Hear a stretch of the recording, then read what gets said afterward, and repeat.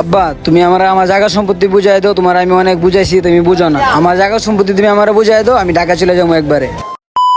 আমি গ্রামেই থাকুম, আমি ঢাকা যাবো না। ওরা গ্রামে থাকলে কিরকম দেখা যায় না, ওরা ঢাকাই থাকুক। আসসালামু আলাইকুম আব্বা। আসসালামু আলাইকুম বাবা। ওয়ালাইকুম আসসালাম। তোরা আইসোস? আব্বা তুমি আমার জায়গা সম্পত্তি বুঝাই দাও, তোমার আমি অনেক বুঝাইছি, তুমি বুঝো না। আমার জায়গা সম্পত্তি তুমি আমার বুঝাই দাও, আমি ঢাকা চলে যাবো একবারে। এখন তোরা শেন হইছস, তোরা নিজেরটা নিজেরা বুঝতে পারস। আমি জ্ঞান না করলে তোরা কি মানবি? তোর জায়গা সম্পত্তি তো তোকেই বুঝাই দিমু, তোরটা তো তোরা বুঝাই দিমু। আচ্ছা তোর বড় ভাই কি কয়? তোর বড় ভাইয়ের কথাটা শুনি। কি রে সজীব, তুই কি কস? আমি আর কি কমু, ওই যা কইছে আমিও তাই। আমারটা আমারে বুঝাই দেন, আমি একবারে চলে যাবো ঢাকায়।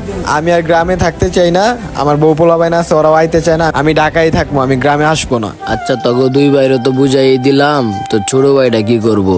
আব্বা এত কিছু বুঝি না, তুমি চুটারে কি করবা না করবে এটা তোমার বিষয়। আমগোটা আম করে বুঝাই দাও, আমরা চলে যাবো ঢাকা, ঠিক আছে?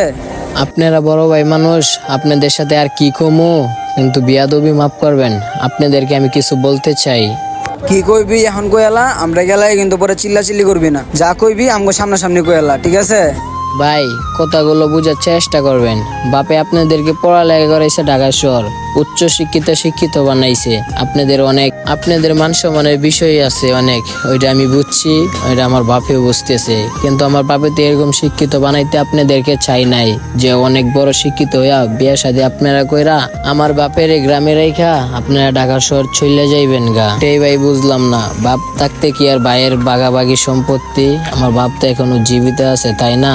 আমার বাপের না পারতেছেন আপনারা মাইরেলতে, না পারতেছেন কিছু করতে। আচ্ছা ভাই আপনাদেরকে এত কিছু বলতে চাই না, আমার বাপের সম্পত্তি আপনারা ভাগাভাগি করে নিয়ে যান, আমি কিছুই বলুম না। নে বাবা, তোরা দুই ভাইয়ের সম্পত্তি বুঝালো।